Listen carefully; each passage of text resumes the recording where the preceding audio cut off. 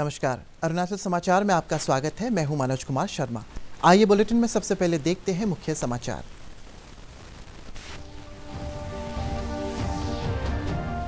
प्रधानमंत्री नरेंद्र मोदी ने कहा, भारत न केवल पेरिस समझौते के लक्ष्यों को प्राप्त करने की राह पर बल्कि उनसे भी बढ़ेगा आगे। संयुक्त राष्ट्र महासचिव ने कहा, विश्व नेताओं को विनाशकारी ग्लोबल वार्मिंग से बचने के लिए अपने देशों में घोषित करना चाहिए जलवायु आपदा।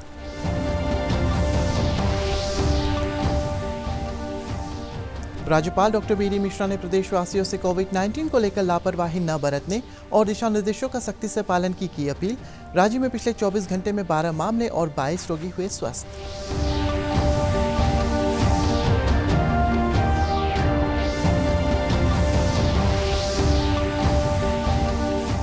ब्रह्मपुत्र आमंत्रण अभियान के तहत CHS पासीघाट में इको टूरिज्म विद रिवर्स विषय पर वाद विवाद प्रतियोगिता। जिले के महाविद्यालयों के 18 छात्रों ने लिया हिस्सा। प्रतियोगिता का तीनों पुरस्कार बालिकाओं ने जीता।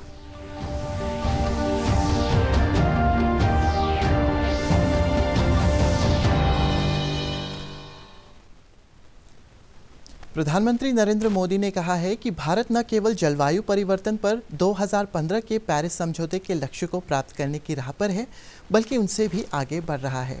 प्रधानमंत्री संयुक्त राष्ट्र, ब्रिटेन और फ्रांस की ओर से संयुक्त रूप से आयोजित जलवायु परिवर्तन शिखर सम्मेलन 2020 को संबोधित कर रहे थे। ये सम्मेलन 12 दिसंबर 2015 को पेरिस में हुआ जलवायु समझौते की 5वीं वर्षगांठ के अवसर पर आयोजित किया गया। प्रधानमंत्री श्री मोदी ने कहा कि भारत ने अपने सौर क्षमता को 2014 के 2.63 गीगावाट से बढ़ाकर वर्ष 2020 में लगभग 36 गीगावाट कर लिया है।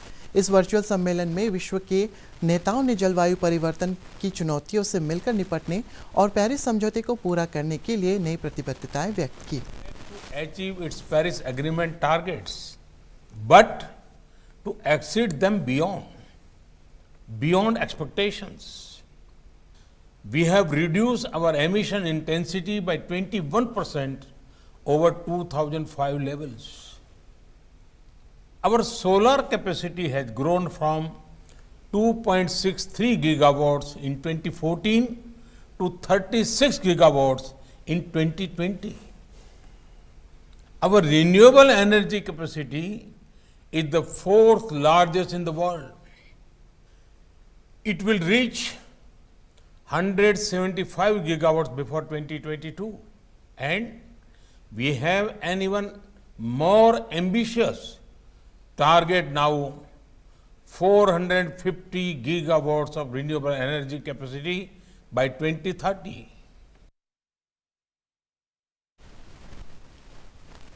संयुक्त राष्ट्र महासचिव एंटोनियो गुतरेस ने विनाशकारी ग्लोबल वार्मिंग के बढ़ने से बचने के लिए सभी देशों से जलवायु आपदा घोषित कर कदम उठाने का आह्वान किया। पेरिस जलवायु समझौते की 5वीं वर्षगांठ के शिखर सम्मेलन को संबोधित करते हुए उन्होंने कम कार्बन उत्सर्जन वाली ऊर्जा की तुलना में जीवाश्म ईंधनों पर 50% अधिक खर्च करने पर G20 देशों की आलोचना की।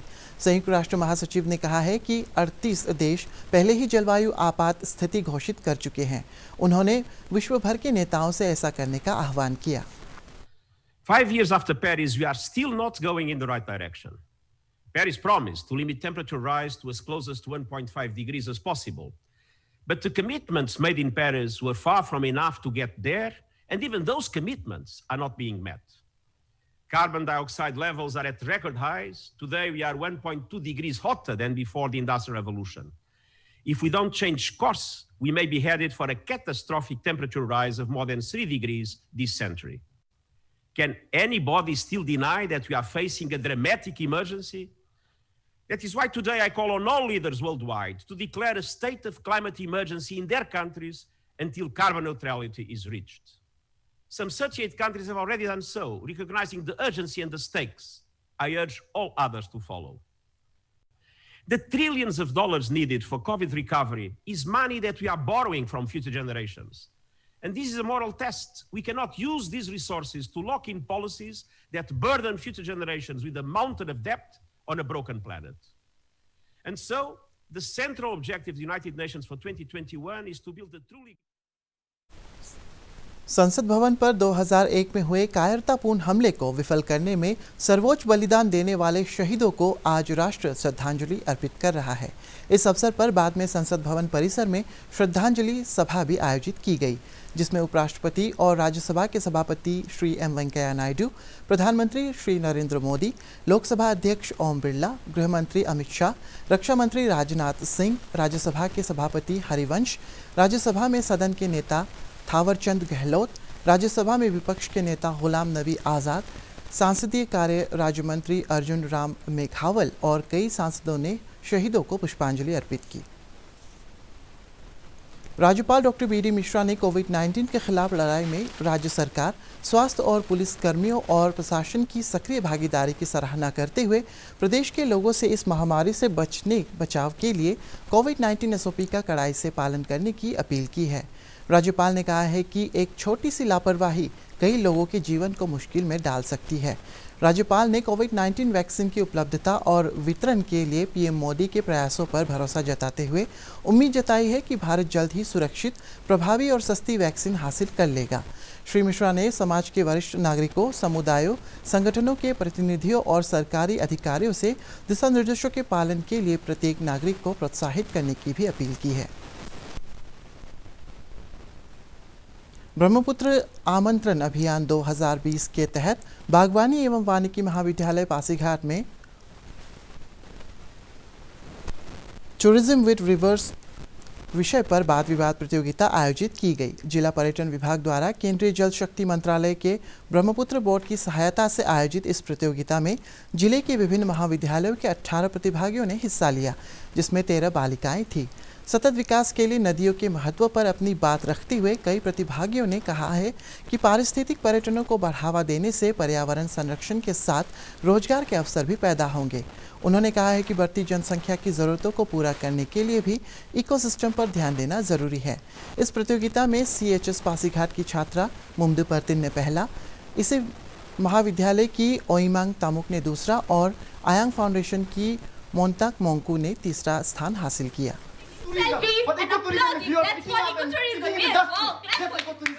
Endangered ecosystem because this ecotourism is an educational process which teaches us.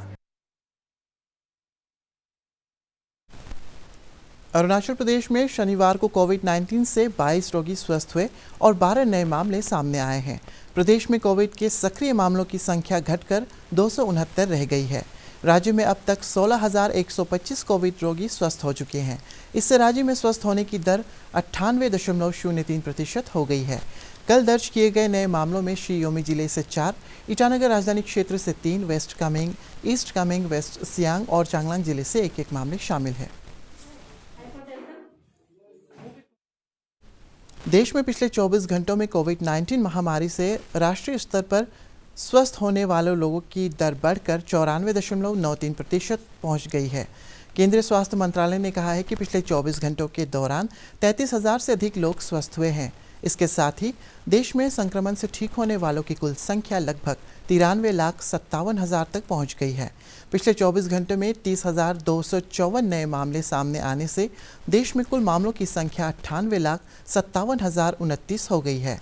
पिछले 24 घंटे में 391 लोगों की मौत हुई और अब तक मृतकों की कुल संख्या 1,43,019 हो गई है।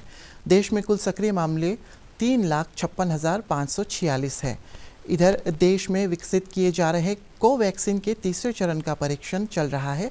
भारत बायोटेक द्वारा भारतीय आयुर्विज्ञान अनुसंधान परिषद ICMR के सहयोग से विकसित की जा रही कोविड-19 के वैक्सीन को देश के विभिन्न हिस्सों में करीब 300 वॉलंटियर्स को लगाया गया। गौरतलब है कि स्वास्थ्य विभाग के अधिकारियों ने हाल ही में बताया था कि देश में 6 कोविड वैक्सीन का ट्रायल विभिन्न चरणों में है और अगले कुछ सप्ताह में भारतीय दवा नियामक कुछ कोविड वैक्सीन निर्माताओं को लाइसेंस की मंजूरी दे सकता है। और इसमें अब इसके जो रिज़ल्ट्स हैं वो दूसरी डोज 28 दिन में लगती है। उस रिज़ल्ट्स के बाद फिर ये देखेगा national institute of virology Pune कि इसमें कितना एंटीबॉडीज़ बनी और कितना इफेक्टिव है। इसके बाद ही वैक्सीन रूल आउट हो पाएगी। सब लोग आ रहे हैं वैक्सीन ट्रायल बेस के लिए। इसी हिसाब से कोरोना वायरस वॉरियर्स के हिसाब से मैं आया हूँ कि अच्छी तरह से वैक्सीन असर करती है कि नहीं करती है, इस बेस पे आए हम इधर। कोविड महामारी के दौरान राज्य में आत्मनिर्भर भारत के तहत कृषि और इससे संबद्ध क्षेत्रों में स्वरोजगार के अवसर बढ़ाने की सरकार की योजनाओं का लाभ उठाते हुए कई प्रगतिशील किसानों ने उन्नत खेती को अपनाया है।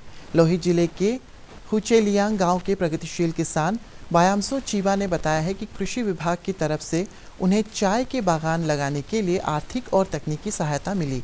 उन्होंने बताया कि सरकार की तरफ से टी के प्लांट के अलावा टी गार्डन की सुरक्षा के लिए बाड़ा बनाने हेतु कटीले तार उपलब्ध कराया गया। बायामसो चीबा ने कहा है कि उन्हें कई वर्षों से बागवानी में रुचि थी, लेकिन आर्थिक दिक्कतों के कारण उसे पूरा नहीं कर पा रहे थे। उन्होंने बताया कि सरकार की कृषि क्षेत्र की योजनाओं से चाय बागान लगाकर भविष्य में अच्छी आय के लिए मेहनत कर रहे हैं।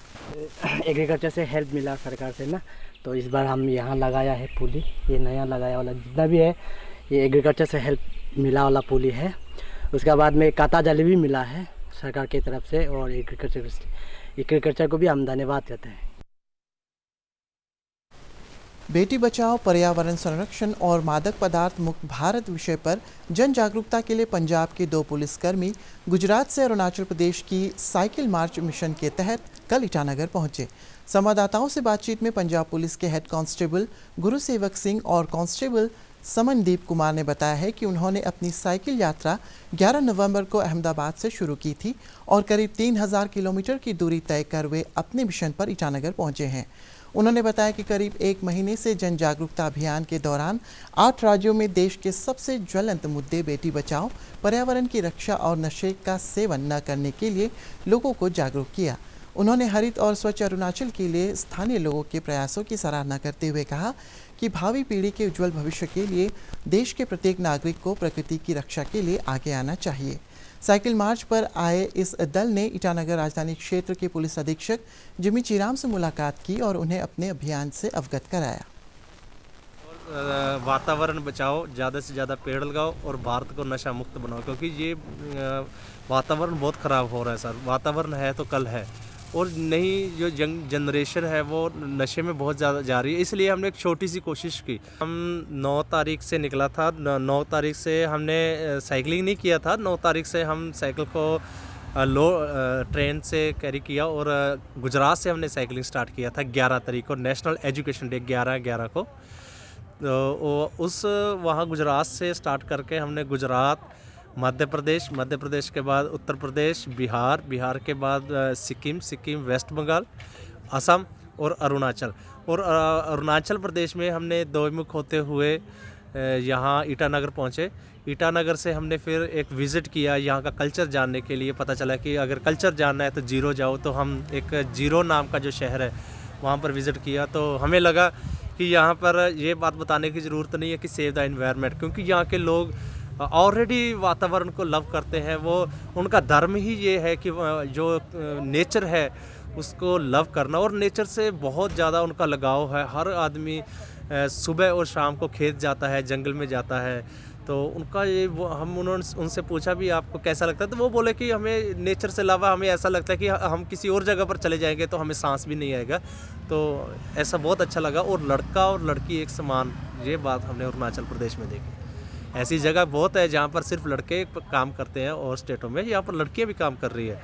ये एक अच्छा मैसेज है, और ये मैसेज हम पंजाब में अपने जो दोस्त लोग हैं, हमारे ऑफिसर हैं, जो भी है, हम उनको जाकर ज़रूर बताएं कि भी अरुणाचल प्रदेश में डेवलपमेंट भी हो रही है और लोगों में आज भी बहुत प्रेम है, चाहे वो किसी भी धर्म का है, और आज भी लड़का लड़की एक समान है। ऐसा कोई बात। दायिंग इरिंग मेमोरियल उच्चतर माध्यमिक विद्यालय पासीघाट के एनसीसी के छात्रों ने आज नेशनल कैडेट कॉर्प्स डे के अवसर पर प्रमुख समाज सेवी दायिंग इरिंग के प्रतिमा के आसपास स्वच्छता अभियान चलाया। विद्यालय के प्रधानाचार्य ने कहा है कि सामाजिक सेवा के प्रति अपने उत्तरदायित्व को पूरा करते हुए एनसीसी के छात्र समय समय पर सामाजिक कार्यों में योगदान देते हैं।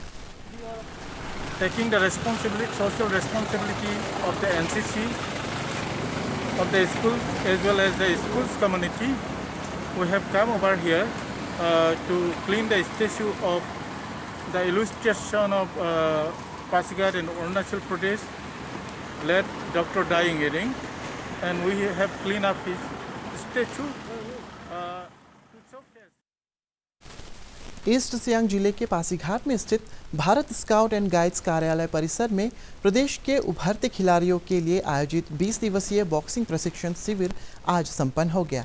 East Siang amateur boxing association द्वारा पहली बार आयोजित इस प्रशिक्षण शिविर में राज्य के जाने माने बॉक्सिंग कोच ताकेक जेरांग ने 30 बालक और बालिकाओं को बॉक्सिंग के गुर सिखाए। इस अवसर पर प्रशिक्षण लेने वाले खिलाड़ियों ने अपना अनुभव शेयर करते हुए कहा है कि समय पर प्रशिक्षण मिलने से उन्हें विभिन्न प्रतियोगिताओं में अच्छा प्रदर्शन करने में सहायता मिलेगी। अपना जो ट्रेनिंग किया है आप, उस ट्रेनिंग को आप याद कीजिएगा और ये ट्रेनिंग आपका डे टू डे लाइफ से भी रिलेटेड है। आप इस ट्रेनिंग को सिर्फ बॉक्सिंग में ही नहीं और कई तरह से जो अरुणाचल समाचार के आज के अंक में इतना ही। जाने से पहले आप सभी से अनुरोध है कि कोविड-19 के दिशा निर्देशों का पालन करें, हमेशा मास्क लगाएं, बार बार हाथ धोएं और सोशल डिस्टेंसिंग के नियमों को मानें। हम कल फिर हाजिर होंगे अरुणाचल और देश और दुनिया के खबरों के साथ। चलते चलते आपको बता दें कि आप अरुणाचल समाचार हमारे YouTube channel DD news Arunachal पर भी देख सकते हैं। देखते रहिए अरुण प्रभा। नमस्कार।